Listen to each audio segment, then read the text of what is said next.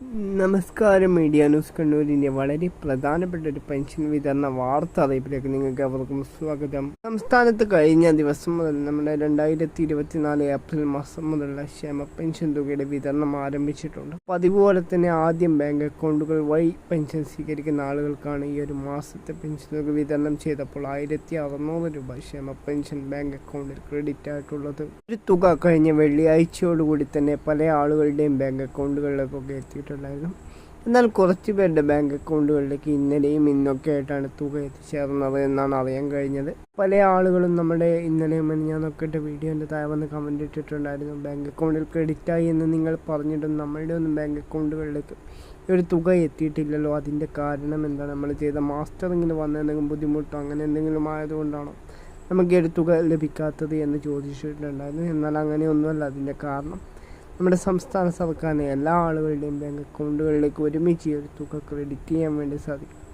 അതുകൊണ്ടാണ് 2 or 3 തവണയൊക്കെ ആയിട്ടാണ് ഈ ഒരു തുക സംസ്ഥാന സർക്കാർ ക്രെഡിറ്റ് ചെയ്തുകൊണ്ടിരിക്കുന്നത്. അതോടുകൂടി തന്നെ ബാങ്ക് അക്കൗണ്ടുകൾ വഴി പെൻഷൻ സ്വീകരിക്കുന്ന എല്ലാ ആളുകളുടെയും ബാങ്ക് അക്കൗണ്ടുകളിൽ തുക എത്തിച്ചിട്ടുണ്ട് എന്നാണ് നമ്മുടെ സംസ്ഥാന സർക്കാർ അറിയിച്ചിരിക്കുന്നത്. ബാങ്ക് അക്കൗണ്ടുകൾ വഴി പെൻഷൻ സ്വീകരിക്കുന്ന ആർക്കെങ്കിലും തുക ലഭിക്കാതെ വന്നിട്ടുണ്ടെങ്കിൽ നമ്മുടെ വീഡിയോക്ക് ദയവായി ഒന്ന് കമൻറ്റ് ചെയ്ത് അത് അറിയിക്കുവാൻ ശ്രമിക്കുക. അതുപോലെ തന്നെ കൈകളിലേക്ക് പെൻഷൻ സ്വീകരിക്കുന്ന ആളുകളോട് പറയാനുള്ള കാര്യമെന്ന് പറയുന്നത്, സംസ്ഥാനത്തെ പല ജില്ലകളിലുമായിട്ട് നമ്മുടെ സഹകരണ ബാങ്കിലെ ഉദ്യോഗസ്ഥർ അവരുടെ വീട്ടിലെത്തിയിട്ട് 1600 രൂപ ക്ഷേമ പെൻഷൻ തുക വിതരണം കൈമാറിക്കൊണ്ടിരിക്കുകയാണ്. എന്നാൽ ബാങ്ക് അക്കൗണ്ടുകൾ വഴി പെൻഷൻ സ്വീകരിച്ച ആളുകൾക്ക് 500 മുതൽ 200 രൂപയുടെ ഒക്കെ കുറവ് സംഭവിച്ചിട്ടുണ്ട്. അത് കേന്ദ്ര വീതത്തിന് അർഹതയുള്ള ആളുകൾക്ക് കേന്ദ്ര വീതം ലഭിക്കാത്തതാണ് അതിന് കാരണമെന്നാണ് സംസ്ഥാന സർക്കാർ അറിയിച്ചിരിക്കുന്നത്. അതുപോലെ തന്നെ കേന്ദ്ര സർക്കാരിൻ്റെ ഒരു കുറവ് വന്ന തുക ബാങ്ക് അക്കൗണ്ടുകൾ വഴി പെൻഷൻ സ്വീകരിക്കുന്ന ആളുകളുടെ ബാങ്ക് അക്കൗണ്ടുകൾ കേന്ദ്ര സർക്കാർ നേരിട്ട് തുക നിക്ഷേപിക്കുന്നതായിരിക്കും.